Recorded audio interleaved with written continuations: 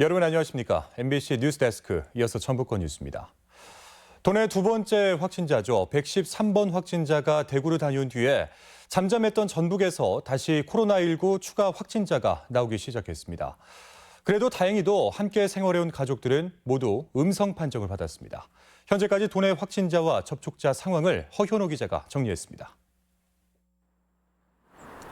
도내 두 번째 확진자는 직장 동료인 세 번째 확진자를 감염시켰고 세 번째 확진자를 거쳐 청주의 친척 2명도 양성 판정을 받았습니다. 도 방역 당국의 걱정은 두 번째 확진자가 전북에서 슈퍼 전파자가 되는지 여부였는데 가장 우려했던 가족 전염이 없는 것으로 나타났습니다. 두 번째 확진자 가족으로 일부 의심 증상을 보여 전북대병원에서 치료를 받아온 할머니와 부모, 남동생 등 4명 모두 음성 판정이 나왔습니다.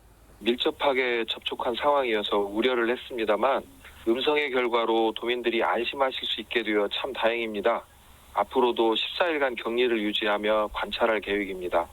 여기에 두 번째 확진자의 직장 동료 6명도 어제와 오늘 추가로 음성 판정을 받았으며 접촉이 가장 빈번한 것으로 알려진 여자친구도 격리 도중 검사를 받아 감염이 없는 것으로 확인됐습니다. 또 이 환자의 동료이자 세 번째 확진자의 아내와 자녀 역시 오늘 최종 음성 판정이 나왔습니다. 아내하고 그 어린 아이 그렇게 해서 현재 7명이 관리가 되고 있고요. 나머지 부분에 있어서 심도 있게 역학조사를 진행 중이고요.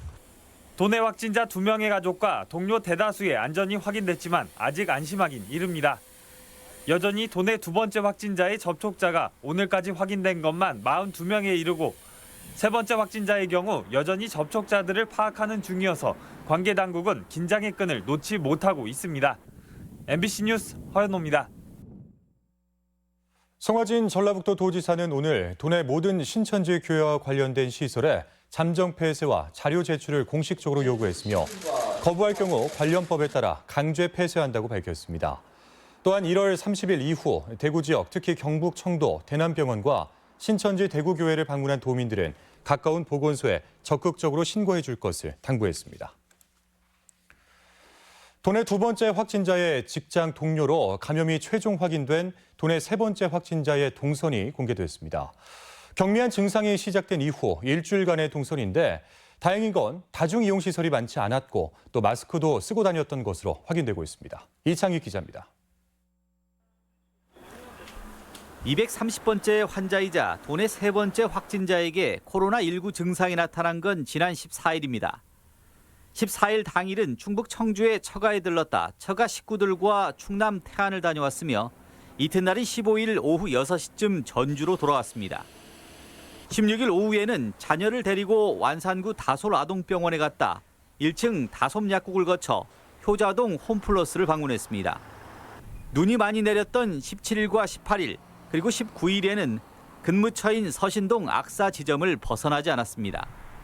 20일에는 업무차 서신동의 지리산 한방병원과 우리들 병원을 방문했고 이후 증상이 심해져 선별 진료소인 전주병원을 방문해 검사를 받고 21일 양성 판정을 받았습니다.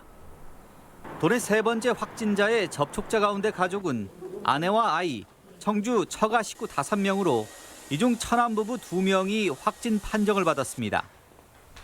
또 방문지인 다솔 아동병원과 다솜 약국, 효자동 홈플러스, 지리산 한방병원, 우리들 병원은 소독 조치를 마치고 임시 휴원이나 휴업에 들어갔습니다. 이제 남긴 했고 지금 아이들도 아픈 상황에서 만약에 다른 병원으로 가더라도 안 받아줄 것 같고 네, 저희 최대한 지금 잘하고 있어서요. 또 손해 사정사인 확진자 직업 특성에 따라 업무상 1대1 만남이 있었던 접촉자는 자가격리 조치됐습니다. 뭐 이렇게 병실을 방문을 했다거나 다른 사람 많이 만난 게 아니고 업무차 잠깐 만난 사례이기 때문에 그 업무 배제하고 자가 조치에 준한 상황으로. 그나마 다행인 건 일주일간 다중이용시설 방문이 많지 않았고 CCTV 확인 결과 다솜병원과 홈플러스에서는 마스크를 쓰고 다녀 방역당국은 일단 접촉자의 감염 가능성이 심각하지는 않을 것으로 보고 있습니다. MBC 뉴스 이창익입니다. 네, 어제 뉴스로 방송된 도내 두 번째 코로나19 확진자 동선에 전주시 호성동 전주 왕중왕짜장이 포함됐지만 이는 사실이 아닌 것으로 확인돼 바로잡습니다. 또 방역당국은 다시 확인한 결과 확진자가 다녀간 곳에 왕중왕짜장 전주점은 없었다며 보도자료 작성에 오류가 있었다고 밝혔습니다. 다음 뉴스입니다. 코로나19의 도내 확산을 막기 위해 상당수 종교 시설들이 종교 행사를 중단할 예정입니다. 전주시에 따르면 시내 693개 종교 시설 중 코로나 확산을 막기 위해 바울교회와 서원교회 등 개신교 교회와 원불교 교당 그리고 절 302곳이 예배 등 내일 예정된 종교 의식을 진행하지 않는 것으로 파악했다고 밝혔습니다. 하지만 천주교 성당이나 대형 교회를 포함한 391곳은 접촉을 최대한 방지한 채 행사를 강행할 예정입니다.